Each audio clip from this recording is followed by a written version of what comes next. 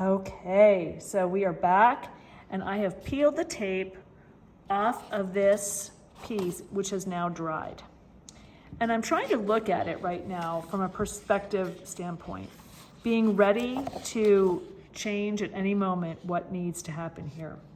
So this is the second step. So you kind of go in with just a lot of energy, and then you start to edit and look at this. I mean, you're editing as you're going. I'm sorry, this is not staying flat.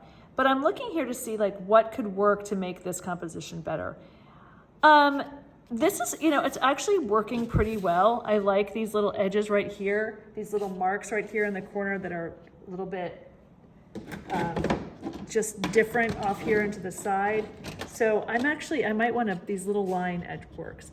I might want to pump these up, bump them up a little bit and make them more prominent.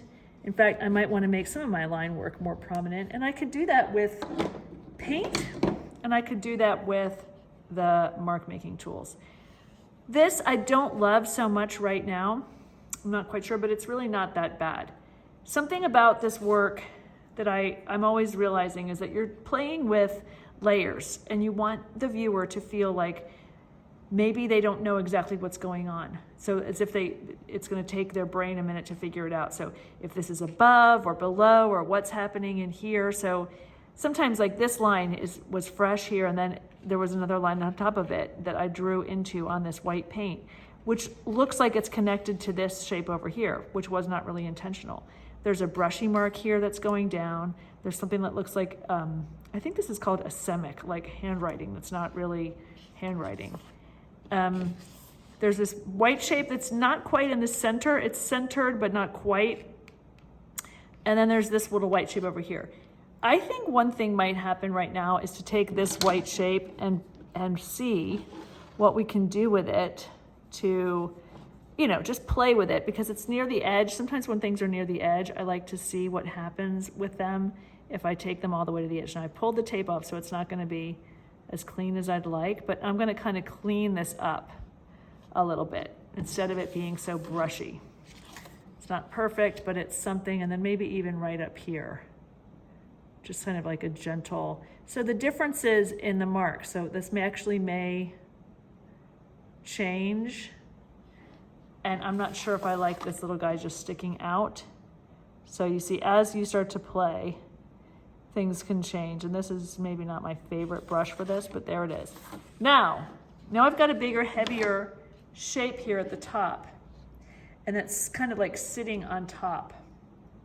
And I don't love that in comparison to this one, which also seems like it's sitting on top. And since this is like a slightly different white, I might also push this in.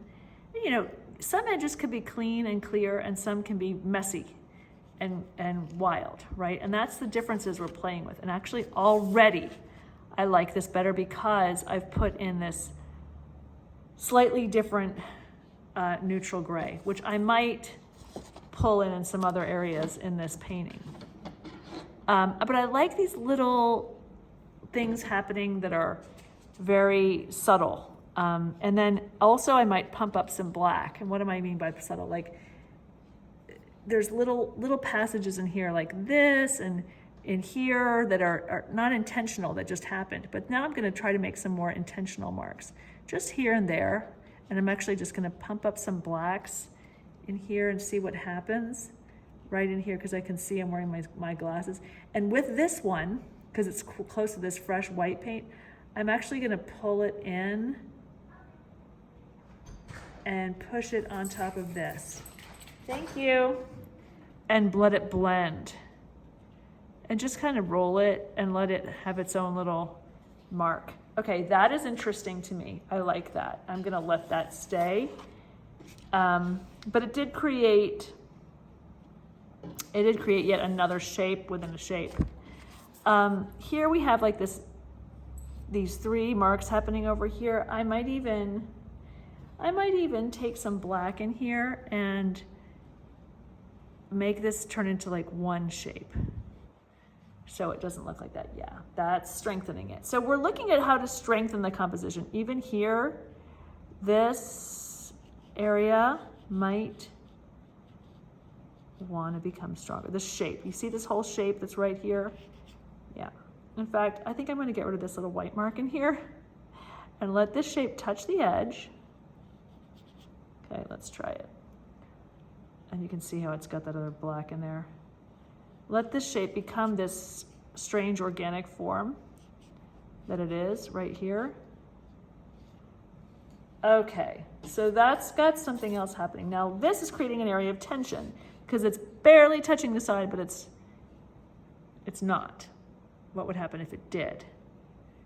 Do I want it to do that? I don't know. I kind of like that, just that area, that tension mark, because this is already heavy over here and this is starting to be similar, but it's not. Okay, so that's getting stronger. I'm also going to play with this edge right here. So I'm kind of sharpening some areas.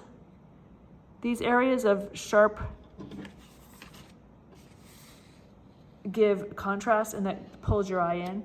And then even in here though, since it's sharp, it just got sharper, I might smudge it out. Yes. Okay.